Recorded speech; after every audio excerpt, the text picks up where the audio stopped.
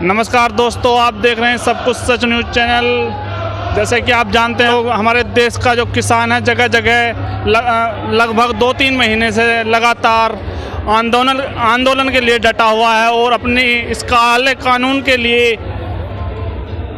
लगातार आंदोलन कर रहा है। इसी के चलते हम आज दिल्ली यूपी बॉर्डर पर आए हुए हैं। बात करते हैं, यहाँ पर कुछ किसान भाई इकट्ठा हैं यहाँ पर।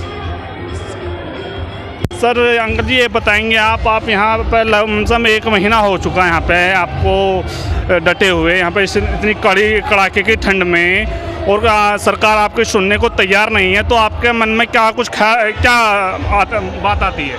देखो, ये जो किसान के खिलाफ 3 काले कानून लाए गए हैं, जी। जो किसान को मिटाने की साजिश है इन लोगों की, जब तक ये इन कानूनों को वापस ना ले जी, और जो नया एक जो हम कानून बनाना चाह रहे थे जिसमें ये हमें फरेब में घेर रहे हैं, एमएसपी 100% लागू ना हो जी, हर किसान को उसका लाभ ना मिला, वो कानून बने और जो इससे नीचे खरीदेगा एमएसपी से वो जेल जाओगा। तब तक किसान की लड़ाई, चाहे सर्दी इतनी बढ़ो इससे ज़्यादा बढ़ो, हम मरो या जीवन, क्योंकि हमारे जीवन से जुड़ा मामला है। जब तक हम यहीं से नहीं जाओगे, जब तक ये कानून वापस ना लें और एमएसपी को कानून में ना बांधें। एक ये हो रहा है, ये जो जब से सरकार बनी है ये किसान विरोध में है। जैसे ही ये सत्ता में आए थे, इन्होंने सबसे पहला हमला किसान पे करा था। अब जो नया अधिग्रहण कानून बना था उसके ऊपर ये 3 बार अध्यादेश लाए थे, वापस करो इसे, किसान को हम इतना पैसा नहीं दे सकते। तो इनका जो डीएनए है वो किसान विरोधी, मजदूर विरोधी, गरीब विरोधी है। इसकी न्याय किसान लड़ाई लड़ेगा। हमारा कहना ये है कि हमारा ही बनाया हुआ जो उत्पाद खाते हो, जो हमारी बनी हुई, चाहे मेवा हो, सब्जी हो, फल हो, खाद्यान्न हो, वो हमारा ही बनाया खाता और हमें मारने की तैयारी कर रहा हो, ऐसा राजा हमें नहीं चाहता। ये आदमी जब शुरू में आया था, इसने जितने भी वादे करे थे, चाहे वो 2 करोड़ नौकरी हो, 12 करोड़ नौकरी खा गया, चाहे 5 लाख करोड़ काला धन लाने की बात हो, गरीब लाइन में खड़ा होकर मर गया। जब नोटबंदी करी थी, ये अपने बच्चों का इलाज नहीं कर पाया। ये लोग जो शुरू से जो है झूठ बोलने पे लगे हुए हैं। अब ये जो कह रहे हैं प्रधानमंत्री कह रहे हैं, लोग यकीन क्यों नहीं करते? प्रधानमंत्री इतने झूठ बोल चुका कि यकीन की जगह ही नहीं रही। भाई यकीन की जगह नहीं रही। बातचीत की बातचीत में जो ये पहले यूँ कहे कि वो कानून तो यथावत रहेंगे, फिर बातचीत किस बात की करें? भाई कानून वापस लो, सुप्रीम कोर्ट कह रहा है स्थगित करो, पहले वार्ता करो किसान के साथ और उनके साथ समझौता करके, जब इसमें बिल पे जब किसान भी रजामंद हो जाओ, तब भी हो जाओ, फिर ले आइयो। ऐसे कोरोना काल में ये अध्यादेश लेकर आए, कोई इमरजेंसी होती, भाई अध्यादेश इमरजेंसी में हो, नहीं तो पहले संसद भवन में बहस हो, ये अध्यादेश लेकर आए। इन लोगों की मंशा जो है किसान विरोधी है। 2-3 घराने हैं जिन्हें देश को सौंप रहे हैं, अध्यादेश ये बेच चुके हैं। अब इसका जो कुछ बचा कुचा किसान का, उसे भी बेचने की तैयारी है। तो किसान आज पढ़ा लिखा है, आज हमारे बालक जो कामयाब हैं, और हम इस लड़ाई को जीते जी जो है इन्हें नहीं सर होने देंगे ये कानून। और जहाँ तक ये कहते हैं ना, अगर हम नक्सली हैं, हम आतंकवादी हैं, हम खालिस्तानी हैं, इस तरह के जुमले बोल के किसान के लिए जो ऐसा कर रहा हो, उसे आप समझ सकते हैं, उसे हम क्या कहें? हम कोई ऐसी बुरी बात नहीं कहते। हमारा मुख्यमंत्री, प्रधानमंत्री जो भी है, इन्हें ये जो मशीनरी है जो आपके सामने बैठी है, हमने उत्पाद गलत तैयार करा। हमारी जो फैक्ट्री है शासन तैयार करने की, वही गड़बड़ कर गई। हमारी गलती का नुकसान हमें हो रहा है। 8,000 करोड़ का ये विमान ले रहे हैं नया, यहाँ किसान खेतों में फांसी लगा रहा है, गरीब गरीबी से मरता जा रहा है।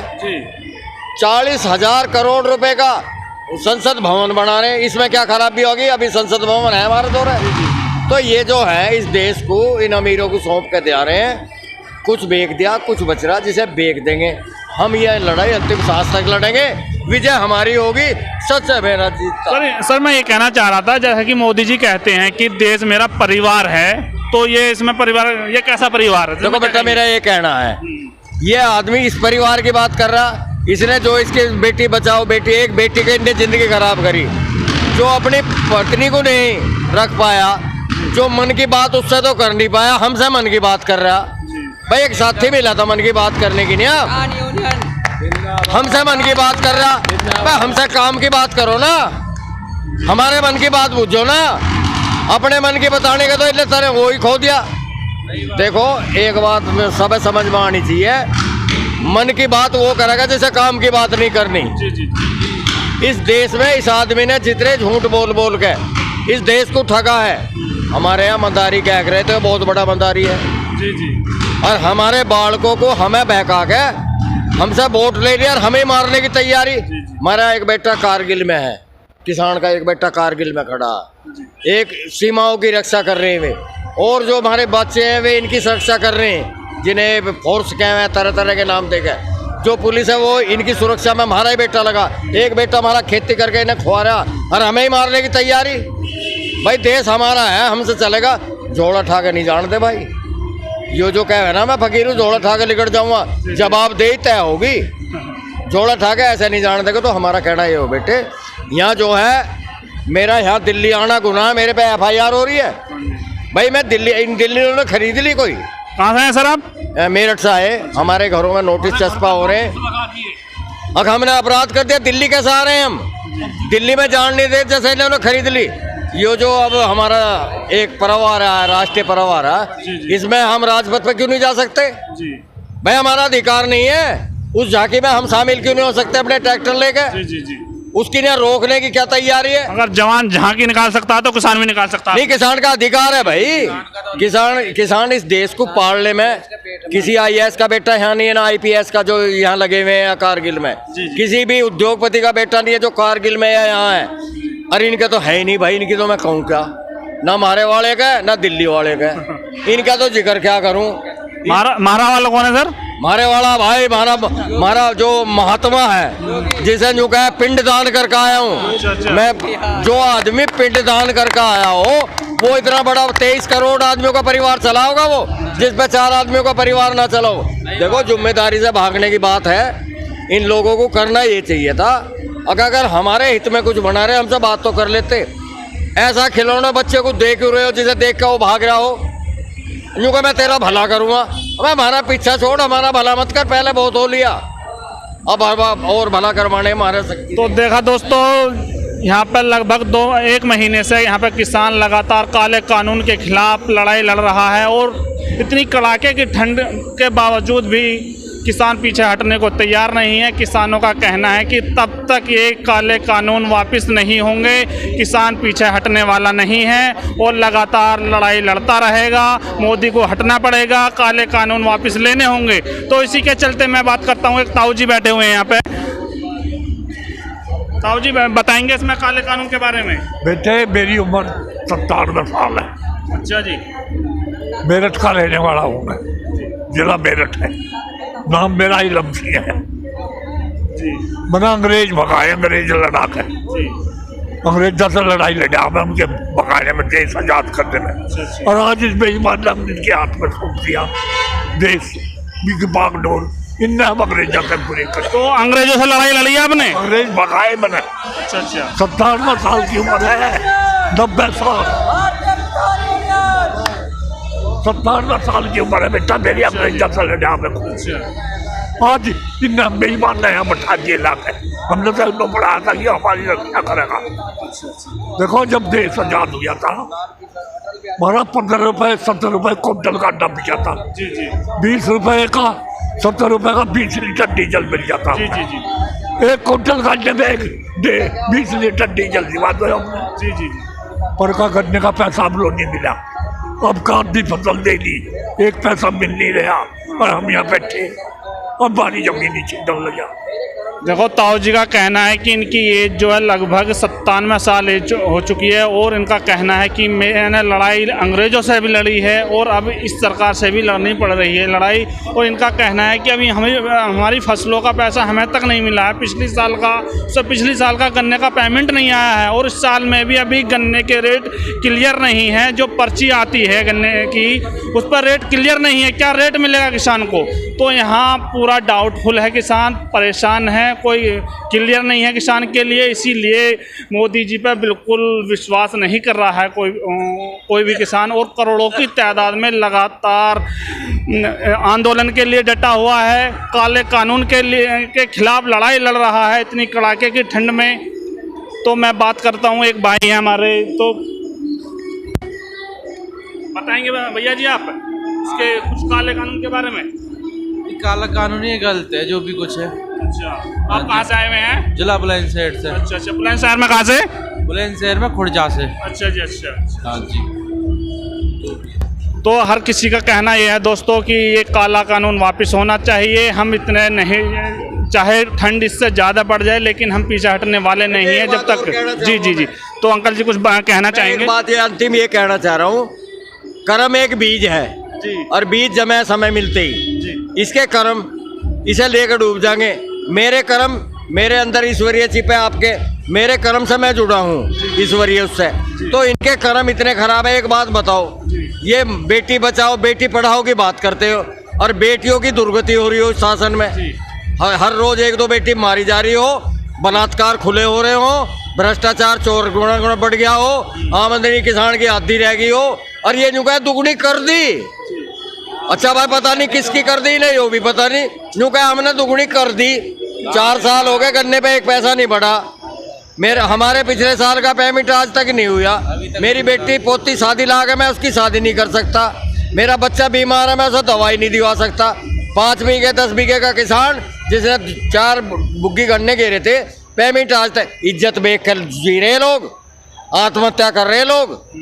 ये कुछ लुका छुपा नहीं है, ये इनके ही आंकड़े हैं। हजारों आदमी देश में रोज आत्महत्या कर रहे हैं। सर मैं ये कहना चाहूँगा, देश में ज़्यादातर लगभग हर आदमी परेशान है। किसान परेशान है, जवान परेशान है, युवा परेशान है, युवा परेशान है, बेरोजगार है ज़्यादातर। तो ये सरकार जो है ये फायदा किसका कर रही है फिर? देखो 3-4 घराने तो यहाँ है इंडिया में जी, जो ये मतलब इन्होंने गोद ले रखा है या इनका था, इन्हें पता नहीं था।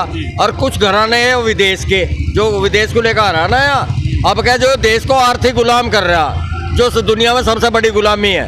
आर्थिक गुलामी से कोई उभर नहीं सकता। अब क्या इस देश को आर्थिक गुलाम कर देगा, जो सदियों तक लोग, जो हमारी संततियाँ जो होंगी वे भुगतेंगी।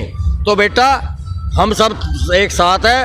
ये जो 18 खेमा है, चौथा स्तंभ है, किसी रूप में सही, वो चौथा खेमा हमारे साथ है। और हम जब तक लड़ाई लड़ेंगे, जब तक जीत नहीं जाओगे। तो सर मैं एक सवाल और करूंगा आपसे। जैसे कि मोदी जी कहते हैं कि जब पिछली सरकार थी उसमें कि कांग्रेस ने 70 सालों में क्या किया, तो उस पर क्या कहना चाहेंगे? जोन सा बेच रहा उनका ही तो है। जी जी, यो इनने तो कुछ करा ही नहीं। यो जो बेचने लग रहा, रोज एक का नया सौदा प्राइवेटकरण कर दे। और तो और लाल किला भी दे दिया उन्हें, रेलवे स्टेशन उन्हें दे रहा, रेल उन्हें दे रहा, हवाई जहाज उन्हें दे रहा। मतलब बेच किसका रहा है? मेरा तो कहना यो है, अगर इस देश को अगर थोड़े दिन और रुके रहे तो किसी दिन सरकार को भी बेच कर इतने दिन के पैसे लेकर यो निकट जाओगा। और इसका झोड़े का हमें ध्यान है, झोड़े का ध्यान रखेंगे, झोड़े में ले जाएगा सारा। और भाई हम जान नहीं दे, जब तक देखो हम जिंदे हैं या हमारी आने वाली पीढ़ियाँ इसके सामने, हम यहाँ रोक कह रहे सड़क बंद हमने करी है, खड्डे ये खुदवा रहे, तार ये खिंचवा रहे, फोर्स ये लगवा रहे। हमें अपनी बात कहने का अधिकार है नहीं, संवैधानिक हमें जी जी जी, अपनी बात कहनी तो जा रहे थे, रोक दिया। जो कहे सड़क बंद किसान कर रहे, भाई हम तो वहाँ जा रहे थे जंतर मंतर में। हमारी बात सुन लो, ये सुप्रीम कोर्ट ने भी क्लियर कर दिया कि किसान अपना धरना शांतिपूर्वक कर सकता है। नहीं एक और कही उन्होंने, अब ये जो 3 कानून है फिलहाल इन्हें स्थगित करो, इन पर चर्चा करो, उसके बाद जब किसान हित में हम। यार एक बात तो बताओ, हमारी जुबान बंद करके एक बहका माहौल पैदा करा इसने। मैं कह रहा हूँ इमरजेंसी है, अघोषित, ये घोषित इमरजेंसी नहीं है, अघोषित। आदमी बोलता हुआ डर रहा, आदमी जो भी बोलेगा वो देशद्रोही है, उसके खिलाफ FIR होगी। जो कुछ लोगों ने तो किसानों को भी ये कहा है कि खालिस्तानी है, ये किसान नहीं है, ये तो कुछ पार्टी के कुछ लोग हैं जो पार्टी करा रही हैं, किसान नहीं है। देखो अगर हम खालिस्तानी हैं, हम पाकिस्तानी हैं, हम जो आतंकवादी हैं, हम नक्सली हैं, अगर इनमें सब हमें देख रहे तो ये राष्ट्रभक्त जो आया है, इस राष्ट्र का नाश यो जातिवाद पे, धर्मवाद पे, ये टुकड़े टुकड़े कर रहा, ये जो कह रहा है ना देश के टुकड़े टुकड़े टुकड़े टुकड़े यो कर रहा, मंदिर मस्जिद, पाकिस्तान हिंदुस्तान, मुसलमान हिंदू, ये क्या कर रहा है ये भाई? ये तो जो है हमें फाड़ने का प्रयास है। अरे एक तरफ इनका क्या है, आरएसएस जो है उसने ये बनवा के तैयार करके भेजा था। यहाँ हिंदू राष्ट्र की बात करें, वहाँ जो बड़े इनके उलेमाओं ने बुला के दावत खुआ है, पाकिस्तान में दावत मारी हुआ है। और यो हम सब कई अरब रुपया इस बाहर घूमने में लगा दिया। बॉडी लैंग्वेज इनकी अहंकारी है, इनका बोल अहंकारी है। ये लोग जो शासन करने लायक नहीं है। तो दोस्तों देखा कि सभी ने जैसा बोला बहुत अच्छा बोला, और ज़्यादातर यहाँ पर लगभग लाखों की तादाद में आदमी यहाँ पर इकट्ठा हैं। हम यहाँ पे हैं, दिखाएंगे। मैं कैमरा मैन से कहूँगा कि तस्वीरें दिखाए इधर की। दिल्ली यूपी बॉर्डर का ये अंडरपास है, ये यहाँ पे हम नीचे खड़े हुए हैं और यहाँ पर लोग काले कानून के खिलाफ लड़ाई लड़ रहा है। तो मैं अपनी इन बात को यहीं समाप्त करता हूँ। सब कुछ सच के साथ, मोहम्मद खुर्रम।